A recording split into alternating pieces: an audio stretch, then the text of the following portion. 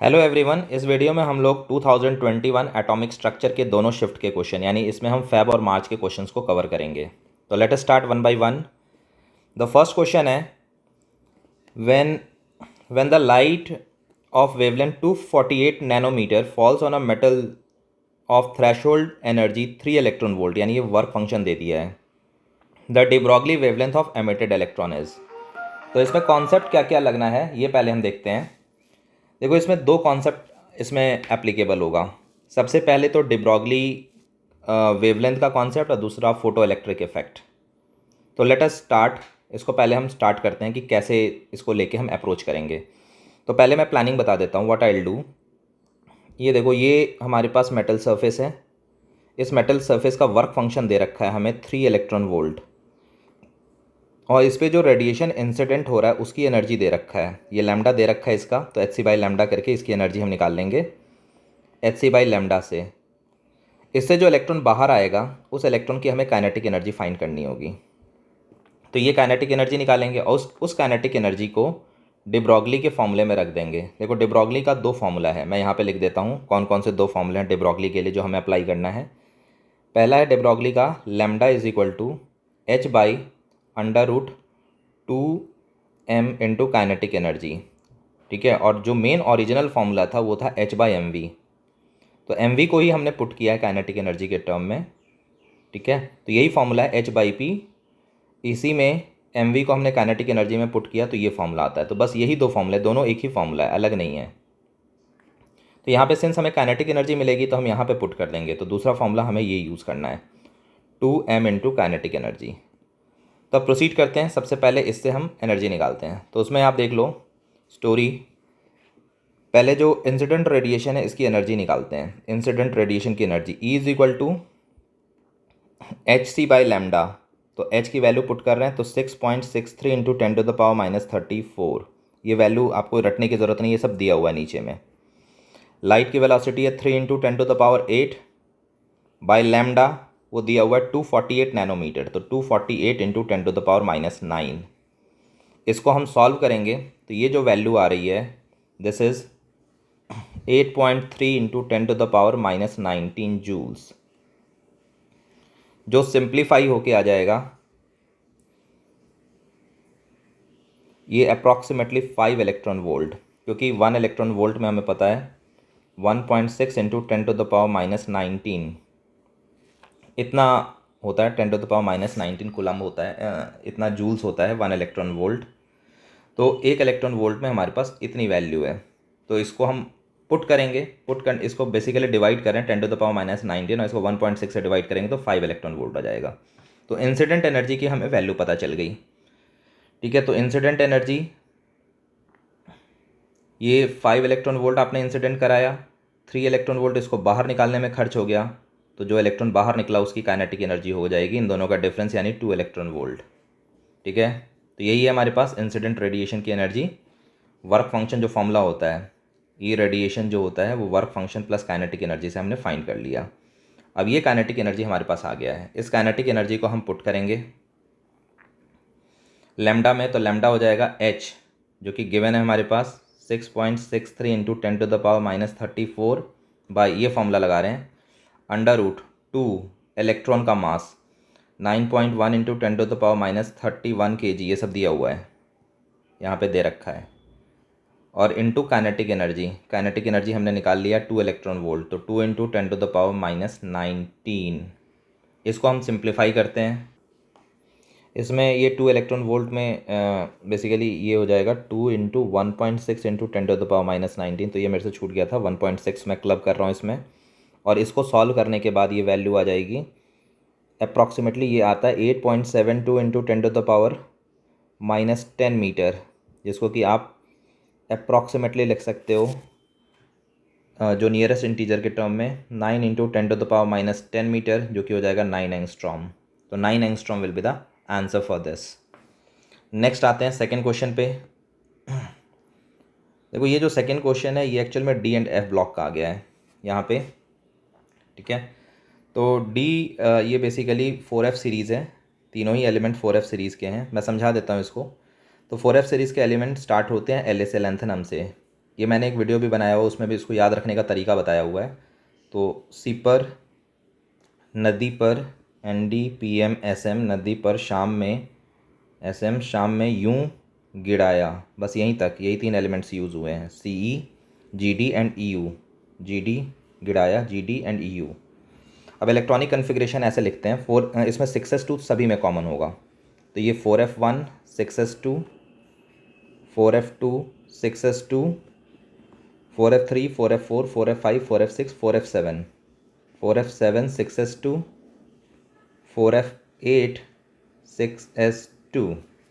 अब exception half filled, 3 जगह पे एक्सेप्शन आते हैं, 4f7 पे, 4f0 पे पहले तो, फिर 4f7 पे एंड 4f14 पे, ये फुल्ली फिल्ड या हाफ फिल्ड, ठीक है ना, और 4f0 होने पे ये सिमेट्रिकल।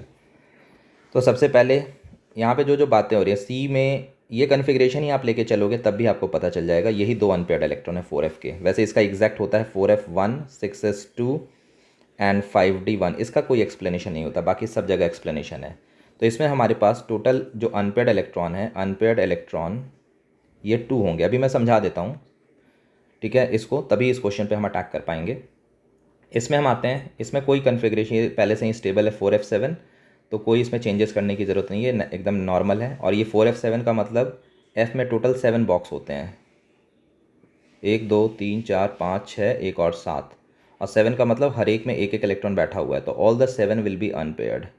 तो इसके जो अनपेयर्ड इलेक्ट्रॉन होंगे, अनपेयर्ड इलेक्ट्रॉन वो होंगे 7, और ये 4f7 होने के लिए अपना एक इलेक्ट्रॉन 5d में ट्रांसफ़र करता है, तो इसका जो कन्फिग्रेशन होगा ये ना हो के ये हो जाएगा 4f7, क्योंकि f7 ज़्यादा स्टेबल है, 6s2 एंड 5d1। तो इसमें ये 7 तो अनपेयर्ड है ही हैं, इसके अलावा ये भी अनपेयर्ड हो गया, ये देखो ये भी अनपेयर्ड है, और ये तो अनपेयर्ड था ही पहले से ही, तो इसीलिए इसके जो अनपेयर्ड इलेक्ट्रॉन होंगे वो हो जाएंगे 7 1 8। अब ये तो मैंने समझा दिया थ्योरी। अब आते हैं इस क्वेश्चन पे, कह रहा है arrange the following metal complex oblique compound in increasing order off spin only magnetic moment. देखो, इन स्पिन ओनली मैग्नेटिक मोमेंट जो होता है वो नंबर ऑफ अनपेयर्ड इलेक्ट्रॉन पर डिपेंड करता है। इसका फॉर्मूला मैं लिख देता हूँ, ये होता है mu is equal to √n into n+2। जितने ज़्यादा अनपेयर्ड इलेक्ट्रॉन उतना ही ज़्यादा म्यू होगा, ठीक है।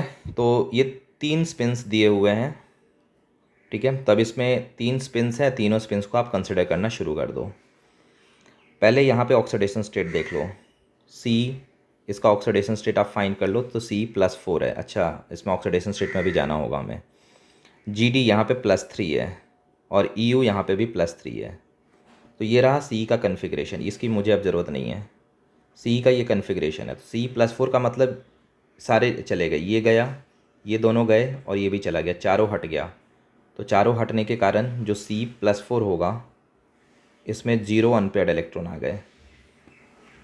ऐसे ही GD+3, ये रहा GD, इसमें +3 का मतलब ये निकल गया और ये 2 निकल गए, तो 2 निकल गया इसमें, मतलब 3 निकल गए टोटल दोनों ऑर्बिटल से। तो 3+ का मतलब हो गया GD3+ में 4f7 रह गए और 7 अनपेयर्ड इलेक्ट्रॉन हो गए, तो GD3+, इसमें 7 अनपेयर्ड इलेक्ट्रॉन है। और लास्ट वाला है EU3+, यहाँ पे आते हैं, ये रहा EU का कन्फिग्रेशन। तो इसमें से 3 निकालोगे तो 2 तो ये निकलेंगे और एक इसमें से जाएगा, एक इलेक्ट्रॉन 4f7 से निकलेगा टोटल 3 निकालने के लिए, तो 4f6 रह जाएगा और वही 6 अनपेयर्ड इलेक्ट्रॉन होंगे। तो EU3+ will have 6 unpaired electron. अब हम कर देते हैं, तो सबसे हाई GD3+ की होगी, यानी B सबसे टॉप पे, उसके बाद C आएगा, B के बाद C आएगा, उस सबसे लास्ट में A आएगा, क्योंकि इसमें एक भी अनपेयर्ड इलेक्ट्रॉन नहीं है। That's why 4th option is correct. तो ये क्वेश्चन एटॉमिक का नहीं है, ये बेसिकली F ब्लॉक एलिमेंट का क्वेश्चन है जो यहाँ पे आ गया है। आगे बढ़ते हैं, अगला क्वेश्चन है the number of orbitals with N5 and M1+2। देखो पहले तो M1 ये मैग्नेटिक क्वांटम नंबर दिया हुआ है, ठीक है, +2 ये होना चाहिए। तो पहले हम आइडिया लगाते हैं, ठीक है, L की किस किस वैल्यू में M+2 पॉसिबल है। तो M की जो वैल्यू होती है वो होती है -L2 + L, इसी के बीच में होती है, ओके। तो इसका मतलब L 2 या 2 से ग्रेटर होना चाहिए। अगर M+2 है तो 2 या 2 से ग्रेटर, क्योंकि अगर एल 1 हुआ तो उसमें तो वैल्यू -1 से +1 के बीच में ही रह जाएगी, तो +2 तो आना नहीं है। तो एल हमें पता चल गया, it should be greater than equal to 2 होना चाहिए। अब एल की जो वैल्यू होती है वो 0 to n-1 होती है क्वांटम नंबर में। तो यहाँ पे एन दिया हुआ है हमें 5, राइट। तो यहाँ पे 0 to 4, 5 पुट करेंगे तो 5 - 1 इज़ 4। तो 0 to 4 एल वैल्यू हो सकती है 5th ऑर्बिटल में जब n 5 है तो यानी 0 to 4 का मतलब हो गया 0 1 2 3 4। तो ये जो वैल्यू है इसके लिए ये दोनों तो रूल्ड आउट, क्योंकि एल 2 या 2 से ग्रेटर होना चाहिए, यानी सेकेंड और थर्ड फोर्थ। तो एल 0 का मतलब एस ऑर्बिटल, एल 1 का मतलब पी ऑर्बिटल, एल 2 का मतलब डी ऑर्बिटल, एल 3 का मतलब एफ ऑर्बिटल और एल 4 का मतलब जी ऑर्बिटल। इतने पॉसिबल हैं यहाँ तक। तो अब +2 हर एक में एक एक होगा, जैसे कि मैं डी का समझा सकूँ आपको। इन दोनों में तो लेना ही नहीं है हमें, ये मैंने पहले ही रूल आउट कर दिया। इसमें आएंगे तो डी में 5 बॉक्स होते हैं, 5 बॉक्स, 1 2 3 4 5। इसमें एल होगा -2 -1 0 +1 +2, यहाँ तक होगा। तो ये रहा एक बॉक्स है +2 का, तो हमारे पास एक ऑर्बिटल +2 का आ गया। ऐसे ही हर एक में एक एक आते जाएंगे। एफ में टोटल 7 होंगे, 1 2 3 4 5 6 और ये 7। तो इसमें जो होगा m की वैल्यू पहले ही मैंने लिख दिया, -l से +l होता है, तो l की वैल्यू 3 है, तो -3 से आप शुरू करो। -3 -2 -1 0 +1 +2 +3, तो इसमें भी एक आ गए। ऐसे ही इसमें भी आप करोगे तो 1 +2 वाला आएगा, क्योंकि इसमें -4 से +4 में जाओगे तो 1 +2 वाला इसमें भी आएगा, बीच में एक बॉक्स आएगा। तो टोटल 3 ऑर्बिटल्स ऐसे फंस रहे हैं इस केस में, तो दैट्स वाई इसका आंसर हो जाएगा 3। Now heading for the next, what is the spin only magnetic moment. वही स्पिन ओनली फिर से आ गया, तो इसके लिए हमें पता है नंबर ऑफ़ अनपेयर्ड इलेक्ट्रॉन निकालने होंगे, और उसके बाद नंबर ऑफ़ अनपेयर्ड इलेक्ट्रॉन जब n निकल आएगा तो उसके बाद म्यू निकालने के लिए √n × n+2 कर देंगे हम, bm, यही फॉर्मूला है। Of a divalent ion having atomic number 25। तो पहले तो इसका कन्फिग्रेशन लिखते हैं Mn25 का, तो अब बाउ प्रिंसिपल लगेगा। तो ये Mn का होता है मुझे पता है, इसीलिए Mn मैंने लिख दिया। वैसे अब हम लिखते हैं तो 1s2 2s2 2p6 3s2 3p6। अब देखो 3p6 यहाँ तक आप चेक कर लो कितने फिल हो चुके हैं, 18 हो चुके हैं। अब इसके बाद 4s2 फिल होता है, 20 हो चुके हैं। अब जो बच गए 5 एक्स्ट्रा, क्योंकि टोटल 25 है, वो जाएंगे 3d में, 3d5। This is the configuration. और इसने कहा है कि ये डाईवैलेंट है, डाईवैलेंट मेटल है, यानी इसकी इस पे 2 पॉजिटिव चार्ज है। तो 2 पॉजिटिव चार्ज देने के लिए, Mn2+ देने के लिए आपको इस 2 इलेक्ट्रॉन को हटाना होगा। तो इसको जैसे ही हमने 2 इलेक्ट्रॉन को हटा दिया, ये Mn2+ बन गया। तो इसके जो अनपेयर्ड इलेक्ट्रॉन होंगे यही 5 अनपेयर्ड इलेक्ट्रॉन होंगे, क्योंकि डी में 5 बॉक्स होते हैं, 5 इलेक्ट्रॉन को फिल करने का मतलब हर एक में आप एक एक फिल करोगे 5। तो बस यहाँ पे 5 पुट कर दो, देख लो क्या आ रहा है। तो म्यू की वैल्यू आ जाएगी 5 × 7 का √35 होता है, 35 अप्रॉक्सीमेटली 6 के क्लोज आएगा, 35 का √6 के क्लोज। तो एक ही ऑप्शन दिया हुआ है, इसी को हम टिक करेंगे। और नेक्स्ट आते हैं, a certain orbital has n4 and m-3, the number of radial nodes is. देखो पहले यहाँ पे नोड आया है, तो नोड के बारे में हम जान लेते हैं कि what is node all about. तो देखो जो नोड होता है, ध्यान रखना, जहाँ पे प्रोबेबिलिटी ऑफ फाइंडिंग इलेक्ट्रॉन 0 हो, यानी यहाँ पे आपको सिंपल करना है नोड निकालने के लिए कि यहाँ पे जो साई स्क्वायर होगा वो 0 होगा, no probability, 0 probability of finding electron. अब नोड दो तरह के होते हैं, एक होता है रेडियल नोड और दूसरा होता है angular node. Angular node, radial node का फॉर्मूला है n-l-1 और एंगुलर नोड का फॉर्मूला है l के इक्वल। तो यहाँ पे हमसे रेडियल नोड की बात कर रहा है सिर्फ, तो ये फॉर्मूला भी हमारे किसी काम का नहीं है, ठीक है। तो कह रहा है कि ये कॉम्बिनेशन दिया हुआ है, इसके रेडियल नोड कितने हैं। तो पहले हम सारी वैल्यूज़ की एनालिसिस करते हैं। n4 है, ठीक है, और m-3 है। तो आइडिया लेते हैं पहले, मेनली हमें l ढूंढना है कि व्हाट इज़ l, ठीक है। तो n4 सबसे पहले, n अगर 4 है तो एल की वैल्यू जो होगी, क्योंकि एल की वैल्यू इसके पहले भी मैंने लिखा था 0 to n-1 तक होती है, तो ये हम शुरू करेंगे 0 से टू n-1 का मतलब 4 पुट करके -1 करोगे तो 3, तो 0 to 3 तक हो सकता है। यानी एल की जो पॉसिबल वैल्यू होगी 0, 1, 2 एंड 3, ये वैल्यूज़ पॉसिबल है। अब आते हैं एम पे। एम की वैल्यू दी हुई है -3, और जो एम होता है वो होता है -L to +L। यानी अगर ये वैल्यू -3 है तो इसका मतलब एल जो होना चाहिए वो 3 या 3 से ग्रेटर, क्योंकि 2 होगा तो -2 से +2 के बीच में तो एक भी -3 आएगा ही नहीं। ऐसे ही 1 होगा तो -1 से +1 के बीच में 3 आना नहीं है। तो 3 कब आएगा? जब -3 से +3 हो, या -4 से +4 के बीच में हो, तो -4 से +4 के बीच में भी -3 आएगा, इसके बीच में भी -3 लाई करेगा। तो इसीलिए जो L को होना चाहिए वो 3 या 3 से ग्रेटर होना चाहिए। इसको देख के हमने पता कर लिया 3 या 3 से ग्रेटर होना चाहिए, क्योंकि जो M की वैल्यू है -3 है। तो यहाँ पे हम देखते हैं L की ये पॉसिबल वैल्यू, और L 3 या 3 से ग्रेटर हो सकता है, तो L की एक ही वैल्यू निकल के आ रही है। ग्रेटर वाला तो 3 से कोई है नहीं, तो इक्वल वाला 3 का ही एक पॉसिबल वैल्यू होगा, यानी L इस कॉम्बिनेशन के लिए एक ही पॉसिबल हो रहा है, दैट इज़ 3। बस अब सारे चीज़ आ गया हमारे पास, इसमें पुट करते हैं। N की वैल्यू 4 दिया हुआ है, ये रहा, ठीक है। L की वैल्यू 3 दिया हुआ है, तो -3 और 1 तो कांस्टेंट ही है, तो n-L-1 है ये, तो इसको आप कर लो तो ये आ गया 0, ठीक है। तो दैट्स वाई 0 हो जाएगा इस केस में। तो ये हमारे पास इस केस में कॉम्बिनेशन आ गया। आगे बढ़ते हैं अब इसमें नेक्स्ट क्वेश्चन के लिए। In the ground state of atomic Fe, ये रहा, आयरन का एटॉमिक नंबर दे दिया है। The spin only magnetic moment is, ये फिर से वही क्वेश्चन आ गया, नंबर ऑफ अनपेयर्ड इलेक्ट्रॉन निकाल के उस फॉर्मूले में पुट करना है। तो Fe26 का जो कन्फिग्रेशन आएगा, ये अभी मैंने Mn का लिखा था वही लिख देता हूँ। आर्गन तक 18 तक तो सेम रहेगा, उसके बाद 4s2 20 हो गए एंड 3d6, और इसने कहा ये एटॉमिक फॉर्म में कोई आयन नहीं है, तो ये हमारे पास आ गया। तो ये तो खैर पेयर्ड है, इसको तो हमें काउंट नहीं करना है। इसमें हम देखते हैं 3d6 में।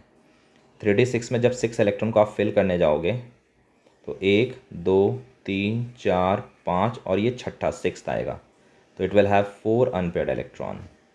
तो हमारे पास 4 अनपेयर्ड इलेक्ट्रॉन हैं, तो 4 अनपेयर्ड इलेक्ट्रॉन का मतलब अब जो म्यू हम निकालेंगे तो 4 इंटू n+2 होता है, तो 4 + 2 6 का अंडर रूट, तो ये अप्रॉक्सीमेटली 5 आएगा।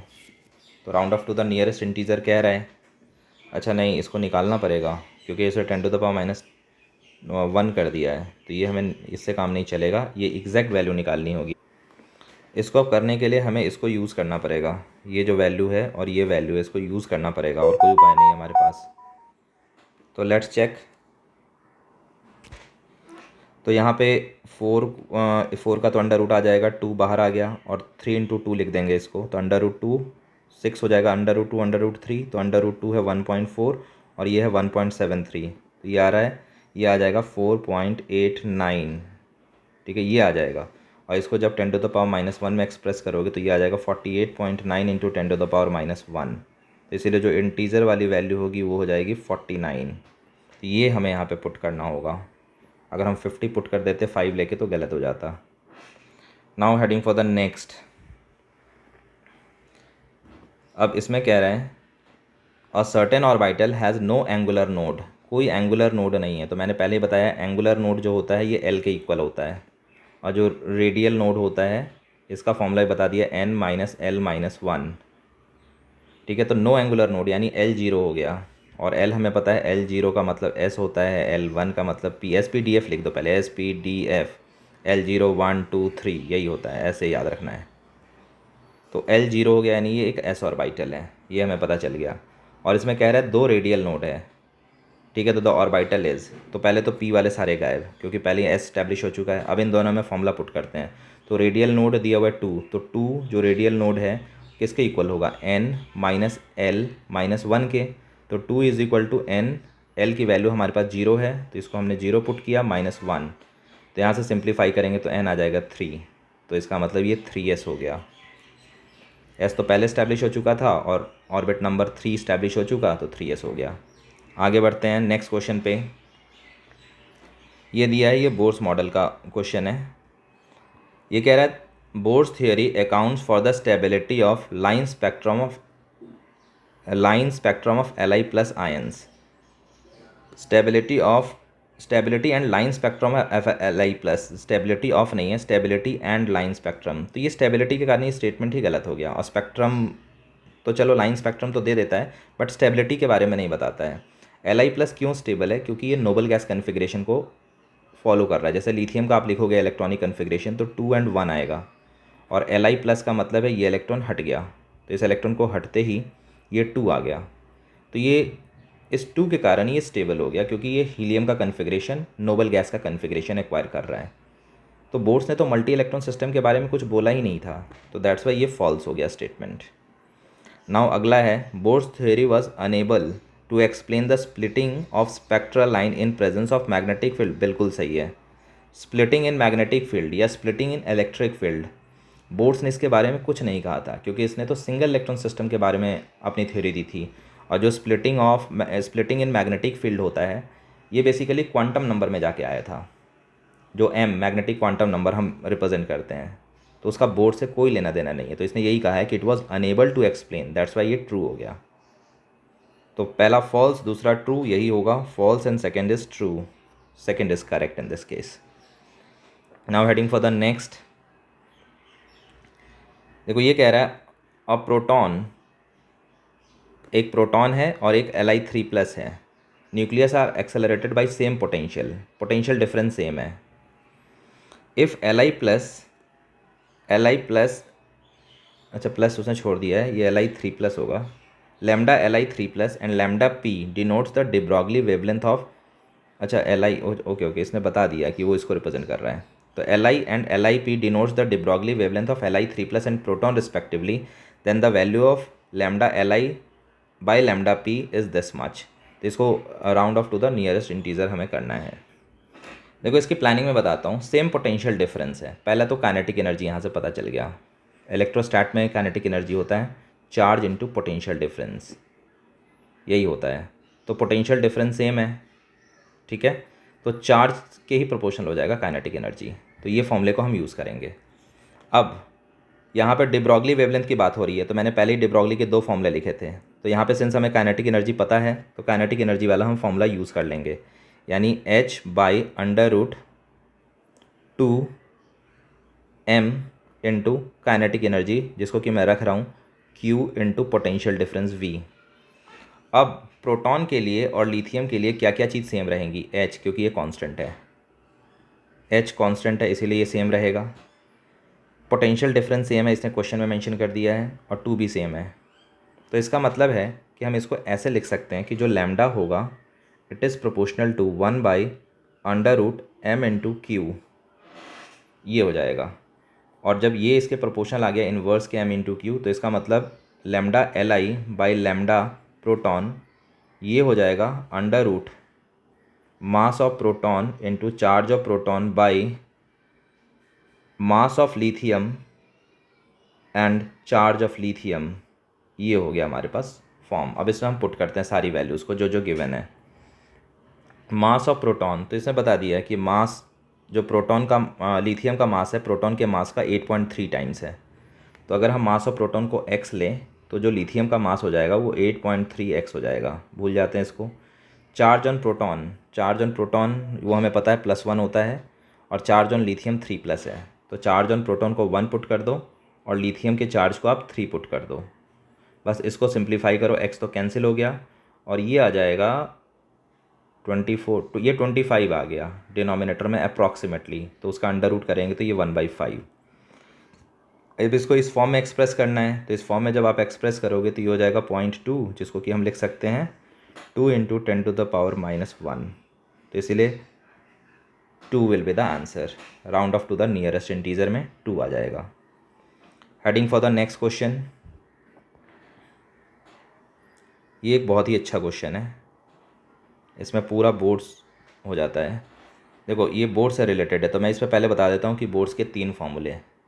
पहला तो रेडियस का फार्मूला है, radius is equal to r0n²/z, जहाँ r0 कांस्टेंट है, ये हाइड्रोजन एटम के फर्स्ट ऑर्बिट को रिप्रेजेंट करता है r0, ठीक है, R0 की वैल्यू 0.529 होता है एंगस्ट्रॉम में। तो अभी मैं इस फॉर्म में लिख रहा हूँ, R0 हाइड्रोजन एटम के फर्स्ट ऑर्बिट का रेडियस। ऐसे ही वेलोसिटी लिखोगे तो V0 Z/n होगा। और तीसरा एनर्जी, जो एनर्जी आप लिखोगे तो ये हो जाएगा E0 Z²/n²। यही 3 फॉर्मूले हैं जिससे ये पूरा क्वेश्चन क्रैक होना है बोर्ड्स का। ठीक है, सबसे पहले आते हैं, जो काइनेटिक एनर्जी ऑफ इलेक्ट्रॉन है वो Z²/n² के प्रोपोर्शनल है। यस, जो एनर्जी है Z²/n² के प्रोपोर्शनल है, तो चाहे काइनेटिक एनर्जी हो या पोटेंशियल हो, सब इसी के प्रोपोर्शनल होगा, या टोटल एनर्जी हो, सब इसी के प्रोपोर्शनल होगा। तो that's why proportional to Z²/n², ये करेक्ट हो गया। नेक्स्ट आते हैं, कह रहा है the product of velocity and principal quantum number n। Principal quantum number का मतलब ऑर्बिट नंबर, यानी Vn, ये प्रोपोर्शनल होगा Z² के, तो यहाँ से ये हमें मिलेगा। n को हम इधर ले जाएं, इस तरफ ले जाके मल्टीप्लाई करें तो Vn मिल जाएगा, वो आ जाएगा V0 इंटू जेड। तो ये तो Z² के प्रोपोर्शनल नहीं है, रेदर Z पे पावर 1 के प्रोपोर्शनल है, तो that's why this statement is wrong. Third आते हैं, ये कह रहा है the frequency of revolution of electron in an orbit. पहले तो हम देखते हैं कि फ्रीक्वेंसी ऑफ रिवोल्यूशन का मतलब क्या है। फ्रीक्वेंसी ऑफ रिवोल्यूशन का मतलब है कि एक इलेक्ट्रॉन एक ऑर्बिट में कितने चक्कर लगा रहा है 1 सेकेंड में। जितने चक्कर 1 सेकेंड में लगा लेगा वो फ्रीक्वेंसी ऑफ रिवोल्यूशन होगा। और जो फ्रीक्वेंसी ऑफ रिवोल्यूशन होगा, ठीक है, फ्रीक्वेंसी ऑफ रिवोल्यूशन बेसिकली मान लो 1 सेकेंड में v वेलोसिटी है, तो 1 सेकेंड में v डिस्टेंस ट्रैवल करेगा, ये मतलब होता है वेलोसिटी का। अब इसमें कितने 2πr बनेंगे, उतने ही चक्कर होंगे। मान लो ये एक 2πr हो गया, ऐसे एक और 2πr, ऐसे करके जितने 2πr बनेंगे उतने ही चक्कर कंप्लीट करेगा। तो कितने 2πr v लेंथ में बनेंगे, ये निकालने के लिए v को हमें 2πr से डिवाइड करना होगा। यही फ्रीक्वेंसी का फॉर्मूला हो गया। अब इसमें हमारा इंटरेस्ट वेलोसिटी और r पे है, इसको पुट करते हैं। सिर्फ किसके प्रोपोर्शनल है इसको पुट करना है, तो v है Z/n के, तो ऊपर में आप लिख दो Z/n, और नीचे में 2π को भी अब छोड़ देते हैं, क्योंकि हमें तो सिर्फ आइडिया लेना है ना कि z का क्या पावर है और n का क्या पावर है। और r में जो अपीयर हो रहा है n²/z, तो इसको भी पुट करते हैं n²/z। इसको जब ऑर्गेनाइज करके लिखेंगे तो ये आ जाएगा Z², ये z ऊपर जाके और ये n नीचे आके Z²/n³। इसके प्रोपोर्शनल हुआ फ्रीक्वेंसी। तो यहाँ पे लेकिन इसने दिया Z³/n³, तो दैट्स वाई ये भी गलत हो गया। अब लास्ट आते हैं, कह रहा है the coulombic force of attraction of a electron is proportional to this much. तो देखते हैं, पहले कोलम्बिक फोर्स समझते हैं।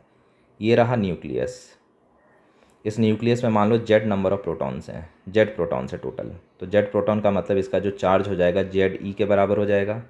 और यहाँ पे एक इलेक्ट्रॉन है R डिस्टेंस पे, जो कि R रेडियस है इसका। तो इस पर कितना फोर्स लगेगा कोलम्बिक फोर्स, तो हम कहेंगे कोलम्बिक फोर्स होता है Q1। तो Q1 का मतलब हो जाएगा Ze(Q2) विच इज़ E/R²। तो इट इज़ Ke², में मेरा इंटरेस्ट नहीं है, Z/R², ये हमारे काम की चीज़ आई। तो अब इसमें पुट करते हैं, Z तो खैर Z ही है, सिर्फ मैं इसको पुट कर रहा हूँ Z वाले को। Z तो Z है, और R जो है ये यहाँ पे आप देख लो, R n²/z है, तो यहाँ पे मैं पुट कर रहा हूँ n²/z। R सिंस R का स्क्वायर है तो इसका स्क्वायर हो जाएगा, तो इसको आप ऑर्गेनाइज करोगे तो Z का स्क्वायर ऊपर जाएगा तो Z³ हो जाएगा, बाई n² का स्क्वायर मतलब n पे पावर 4 हो जाएगा। तो it is proportional to this, और यही चीज़ इसने यहाँ पे दिया हुआ है, तो ये स्टेटमेंट करेक्ट हो गया। तो ये था पूरा एक्सप्लेनेशन। तो finally A and D, second option is correct. आते हैं नेक्स्ट, ये रेडियल डिस्ट्रीब्यूशन फंक्शन का ग्राफ है। ठीक है, देखो इसकी थ्योरी थोड़ा सा मैं बता देता हूँ, सो दैट कोई क्वेश्चन मिस ना हो। पहले तो इसका थ्योरी देखते हैं। एक्चुअल में पहला चीज़ ये है कि अगर साई का ग्राफ आप प्लॉट कर रहे हो और आर का, तो जितनी जगह ये ग्राफ कट करेगा उतने नोड्स होंगे। ये नोड को रिप्रेजेंट करेगा, दिस इज़ नोड। अगर मान लो कोई ग्राफ 2 बार ऐसे कट कर रहा है तो इसमें 2 नोड होंगे, 2 नोड होंगे। ठीक है, मान लो साई में कोई ग्राफ ऐसे आ रहा है इस टाइप से, तो इसमें एक भी नोड नहीं होंगे, क्योंकि एंड वाला जो 0 दिखता है वो नोड नहीं होता। अगर ये साई वर्सेस आर किसी का ऐसा ग्राफ आया तो not a node, not a node, ये नोड को रिप्रेजेंट नहीं करता है, दोनों एंड वाले 0। हाँ, इसके बीच में कहीं 0 आ गया, मान लो किसी का ग्राफ ऐसा आ गया, ऐसा आ गया, तो ये तो खैर नोड नहीं होंगे, एंड वाले और स्टार्टिंग वाले, ये तो मैंने बता रखा। हाँ, लेकिन बीच में जो जीरो आ रहा है दिस इज़ नोड, ये नोड होगा। तो पहले तो ये कॉन्सेप्ट हुआ नोड ढूंढने का। उसके बाद जब साई का ग्राफ आप प्रेडिक्ट कर लोगे तो स्क्वायर वाला जो ग्राफ होगा, ठीक है, जस्ट इसी का स्क्वायर करते जाएंगे। तो स्क्वायर में क्या होता है, जैसे ये माइनस में है तो ये प्लस में चला जाएगा, ठीक है। तो किसी का भी आप करोगे तो प्लस में चला जाएगा साई स्क्वायर वाला ग्राफ। और उसमें भी वही करना है, एंड वाले जीरो को काउंट नहीं करना है, बीच वाला जो जीरो होगा वही नोड रिप्रेजेंट करेगा। तो इतने कॉन्सेप्ट के साथ कुछ को हम देखते हैं प्लॉट, कुछ इंपॉर्टेंट प्लॉट्स को देखते हैं। जैसे 1s के लिए अगर आप साई वर्सेस आर का प्लॉट करोगे तो ये इस टाइप से आएगा, साई वर्सेस आर कर्व। और इसमें आप देख लो 1s का इस टाइप से आएगा। इसमें ये नोड नहीं है, ये तो खैर इन्फाइनाइट जा रहा है, ये नोड नहीं है क्योंकि ये अप्रोचिंग कर्व है। तो ऐसे आएगा, इसमें कोई नोड नहीं होता। आप रेडियल नोड निकाल के देख लो, रेडियल नोड आप करोगे तो n which is 1 radial node है n, तो n इसका 1 है, माइनस एल, एस के लिए एल वैल्यू 0, 1 माइनस 0 माइनस 1, तो ये 0 आएगा। तो इसीलिए कहीं कोई जीरो में नहीं जा रहा है।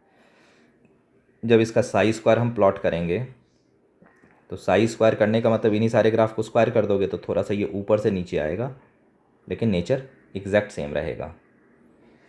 और अगर आप 4 पाई आर स्क्वायर का ग्राफ प्लॉट करोगे, 4 pi R square psi square का ग्राफ प्लॉट करोगे वर्सेस आर, तो ये जो ग्राफ होगा, अब देखो ये आर पे भी ज़ीरो होगा क्योंकि आर इसमें आ रहा है ना, तो आर जीरो, आर जब जीरो होगा तो ये ज़ीरो होगा, और जब साई ज़ीरो होगा तब भी ये ज़ीरो होगा। यानी यहाँ पे ये जीरो होगा और प्लस यहाँ पे साई जीरो होने के, यहाँ आर जीरो होने के कारण जीरो होगा, यहाँ साई जीरो होने के कारण जीरो होगा। तो इसीलिए इसका ग्राफ का नेचर ऐसा हो जाएगा 1s के लिए। ऐसे ही मान लो आप 2s को प्लॉट करो, तो 2s में आप रेडियल नोड पहले निकाल लो, रेडियल नोड, तो ये 2 n की value 2 minus L, S orbital है तो एल 0 माइनस 1, यानी इसमें एक रेडियल नोड हुआ। तो एक रेडियल नोड है यानी एक जगह पे ये, पहले तो 1s वाला आप ले लो एज इट इज़, उसके बाद एक जगह कट करके ये डाउनवर्ड जाएगा और ये फिर अप्रोचिंग जीरो हो जाएगा। दूसरी बार कट करने का मतलब दो नोड बना रहे हैं हम, तो हमें अवॉइड करना है। तो ये हो जाएगा साई वर्सेस आर 2s के लिए, और यहाँ पे एक नोड बना। अब ये पता होना मतलब बाकी सब पता हो जाना। स्क्वायर करना है इसका वर्सेस आर, स्क्वायर करोगे तो ये पार्ट ऊपर चला जाएगा क्योंकि माइनस का भी स्क्वायर प्लस ही होता है। तो इसका जो नेचर आएगा ये तो ऐसा ही नेचर आएगा जीरो के पास से, क्योंकि जीरो का स्क्वायर जीरो होता है, जो माइनस वाला है वो प्लस में चला जाएगा और ये हो जाएगा ग्राफ। और जब इसको 4 pi R square psi square से मल्टीप्लाई करोगे, 4 pi R square psi square से मल्टीप्लाई करो तो एक और जीरो आएगा जब आर जीरो हो, यानी ये तो जीरो है ही, ये जीरो है ही, साई जीरो पे तो जीरो होगा ही होगा, साथ में एक ये वाला पॉइंट भी जीरो को टच करेगा, यानी ये ऐसा नेचर होने लगेगा इसका। यानी इसका जो नेचर होगा ये ऐसा हो जाएगा। और दूसरा वाला क्योंकि सेकंड ऑर्बिट जो होगा वो ज़्यादा होना चाहिए, 2s ऐसे ही पता चला है तो सेकंड वाला हाई होगा, वैसे आर बढ़ने के कारण ये हाई हो जाता है। तो ये हमारे पास नेचर आ गया 2s के लिए। तो ये मैंने बता दिया। ऐसे ही 3s का अगर आप करोगे तो 3s के लिए अब मैं थोड़ा जल्दी जल्दी बता देता हूँ। 3s के लिए यही जो नेचर होगा ये इस टाइप से होगा और दो जगह कट करेगा ऐसे, ये रहा एक नोड दूसरा नोड। इसमें जब ये ग्राफ आप बनाओगे तो वैसा ही आएगा, 1 2 ऐसा आएगा साई स्क्वायर वाला graph, psi square versus R, ये तो साई वर्सेस आर का ग्राफ था। और जब तीसरा आप 4 pi R square psi square बनाओगे, 4 pi R square psi square versus R का ग्राफ प्लॉट करोगे तो ये ऐसा आएगा। अब आर जीरो 1s वाला हुआ, 2s वाला हुआ, 3s वाला और पीक पे जाएगा, ऐसा नेचर आएगा इंक्रीजिंग वे में। तो ये मैं 3 मेन ग्राफ बता दिए हैं, ठीक है, कैसे हम प्रेडिक्शन देंगे। तो इसने 3s का ही शायद पूछा था, ये मैं देख लेते हैं। एक मिनट, क्या पूछा, यहाँ पे पूछा है 3s का पूछा हुआ है। तो 3s का ये ग्राफ हो गया, यहीं पे हमें क्लियर दिख रहा है। ये इससे जो मैच करे जिसका ग्राफ वो ये मैच कर रहा है, इसमें 2 रेडियल नोड दिख रहे हैं हमें। बाकी आप देख लो कहीं पे 2 रेडियल नोड नहीं दिखेंगे, यहाँ पे एक नोड दिख रहा है हमें। ये तो एंड वाले को तो हमें नोड लेना ही नहीं है, दिस इज़ नॉट नोड, ये नोड नहीं है, ये मैंने पहले बता दिया। बीच में जितने जीरो हो रहे हैं वो नोड हैं, तो इसमें 0 नोड, इसमें 1 नोड है, इसमें भी 0 नोड, इसी में 2 नोड है। और 3s में आप रेडियल नोड निकाल के देख लो, 3 माइनस 0 माइनस 1 2 आएगा, तो इसीलिए सी वाला हो जाएगा, सी नहीं ये शायद डी है, हाँ ये ए है, ये बी है, ये सी है और ये डी है, तो इसीलिए डी वाला करेक्ट होगा इसमें। First option is correct. Now heading for the next. देखो इसमें कह रहा था electromagnetic radiation of wavelength 663 nanometre is just sufficient to ionise the atom of metal A. देखो ये कह रहा है कि एक मेटल एटम है, उसको हम आयनाइज कर रहे हैं। आयनाइज करने का मतलब उसके इलेक्ट्रॉन को उठा के इन्फानाइट ऑर्बिट में पहुंचा दे रहे हैं, यहाँ पे पहुंचा रहे हैं। और इसके लिए जो रेडिएशन की वैल्यू है वो है 663 नैनोमीटर। तो इसकी तो एनर्जी आराम से आ जाएगी, बहुत इजीली एनर्जी आ जाएगी। तो एनर्जी वन एटम के लिए, वन एटम के लिए आ जाएगा hc/λ। h हमें दे रखा है 6.63 इंटू 10⁻⁻34। c की वैल्यू है 3 इंटू 10⁸ और लैम्डा आ गया इतना नैनोमीटर, तो इसको लिख सकते हैं 663 इंटू 10⁻⁹, सॉरी -9 होगा। ये आ गया हमारे पास। अब इसको हम सॉल्व करते हैं। तो ये सॉल्व करेंगे तो ये बहुत इजी कैलकुलेशन है। 663 है, 663 है, तो ये कैंसिल वैंसिल बहुत इजीली हो जाएगा। और ये आ जाएगा 18 इंटू अप्रॉक्स में 10⁻⁴ जूल्स, जिसको कि हम किलो 1 मिनट, ये सॉरी 1 मिनट मैंने आगे की कैलकुलेशन लिख दी। तो ये आ गया वन एटम का।